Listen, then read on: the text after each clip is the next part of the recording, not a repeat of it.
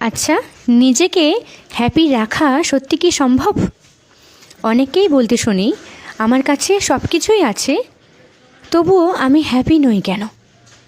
আসলে কতকগুলো tips follow করলেই আমরা পারি নিজেকে হ্যাপি রাখতে, বাট আমরা সেই টিপসগুলো মোটেও মেনে চলি না, যার ফলে আমরা নিজেকে অনেকেই হ্যাপি রাখতে পারি না।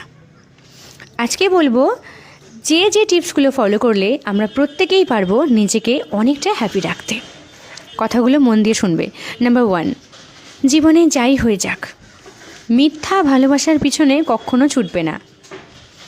দেখো, তোমাকে ভালোবাসার মতন এই পৃথিবীতে কেউ না কেউ অবশ্যই আছে, যে আসলেই তোমাকে ভালোবাসে না, তোমাকে পাত্তা দেয় না, তার কাছে পড়ে থেকে নিজের মূল্যবান সময়টা কখনো নষ্ট করবে না।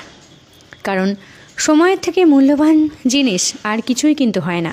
তুমি যদি অকারণে অযথা একটি মানুষের পিছনে ছোট তার মনটা পাওয়ার চেষ্টা করো, তাহলে তোমার মূল্যবান সময়টা অনেকটা নষ্ট হবে। তুমি নিজেকে কখনোই হ্যাপি রাখতে পারবে না। তাই যে তোমাকে মূল্যায়ন করে, তুমি তাকে মূল্যায়ন করো। হলো নাম্বার 2, অতিরিক্ত আশা করা ছেড়ে দাও। এক্সপেকটেশন খুব মারাত্মক একটা জিনিস। এবার হয়তো তুমি আমাকে বলবে, দিদিভাই, যাদের সাথে আছি কাছের মানুষগুলোর উপর কি আশা করব না? তাহলে কার উপর আশা রাখবো? তাহলে বলি শোনো, এটা সম্পূর্ণ ভুল। দেখো, যারা বা যেটুকু করার তোমার জন্য অবশ্যই করবে, তোমার পাশে থাকবে, তোমাকে দেবে।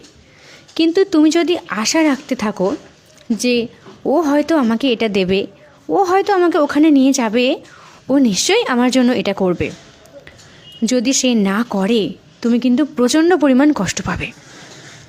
একবার ভেবে দেখো তো, হয়তো তোমার উপরেও কেউ না কেউ অনেকটা আশা রাখে, তুমি হয়তো তার জন্য করবে, তাকে এটা দেবে, তুমি কি দাও? তুমি কি তার আশাগুলো পূর্ণ করতে পারো? তাহলে এক্সপেকটেশন কখনো কারোর উপর রাখতে নেই। যেটুকুনি হওয়ার হবে, না হলে না হবে। যদি আশা রাখতেই হয় তাহলে সবার আগে নিজের উপর আশা করো, দেখবে কখনো কষ্ট পাবে না। নাম্বার 3, হেলথের প্রতি খেয়াল রাখাটা কিন্তু ভীষণ দরকার। আমরা অনেক সময় অন্যকে একটু বেশি কেয়ার করতে গিয়ে, অন্যের প্রতি একটু বেশি যত্নবান হতে গিয়ে আমরা নিজেদের শরীরের কথা ভুলে যাই, খেয়াল রাখি না। একটা সময় পর অনেকটা সাফার করতে হয়।